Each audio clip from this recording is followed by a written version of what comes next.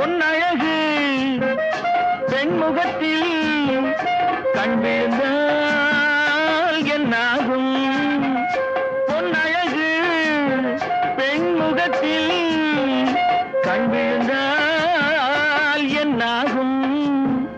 பொன்னாகும் பூவாகும் தள்ளாடும்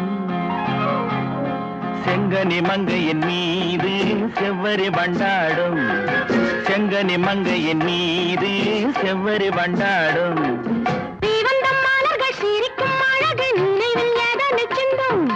கொடுக்கும் காரங்கள் துடிக்க துடிக்க எடுத்தும் முடிக்க சொல்லும் மலர் கிள்ளல